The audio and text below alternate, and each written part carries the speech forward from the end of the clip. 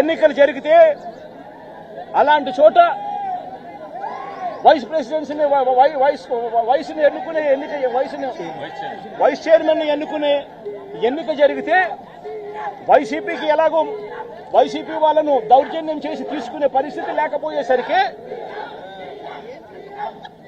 Telugu Desam party వాళ్ళు ఎన్నికనే post phone చేశారు.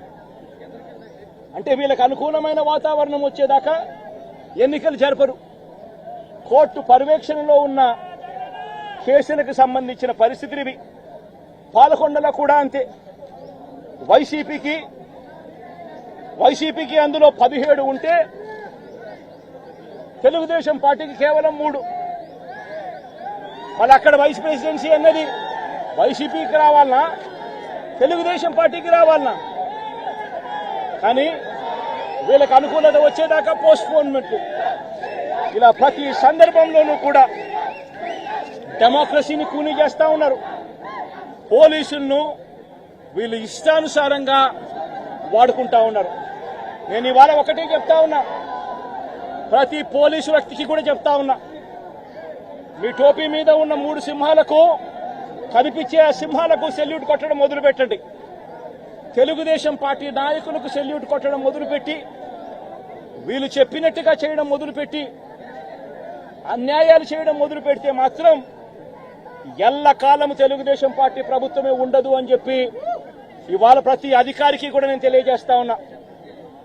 రేపొద్దున మళ్ళీ మా అధికారం వస్తుంది.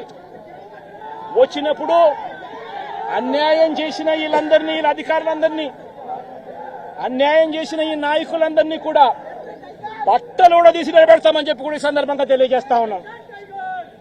ఎవడిని వదిలిపెట్టేది ఉండదు. ఇదే వంశీని అరెస్ట్ చేసేటప్పుడు సిఐ అన్నాడట, నేను 1.5 సంవత్సరంలో రిటైర్ అయిపోతాను అని చెప్పి. రిటైర్ అయిపోయినా కూడా 7 సముద్రాల అవతల ఉన్నా కూడా మొత్తం అందరినీ కూడా పిలిపిస్తామని చెప్పి కూడా ఈ సందర్భంగా చెప్తా ఉన్నా.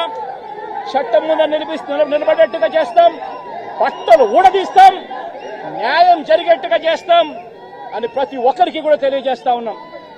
ఈ మాదిరిగా అన్యాయం చేయడం మొదలు పెడితే మాత్రం ఖచ్చితంగా ప్రజలు, దేవుడు ఇద్దరు కూడా వీళ్ళని శిక్షించే కార్యక్రమం ఖచ్చితంగా జరుగుతుందని చెప్పి సందర్భంగా మరొక్కసారి వీళ్ళందరికీ కూడా చెప్తా ఉన్నా.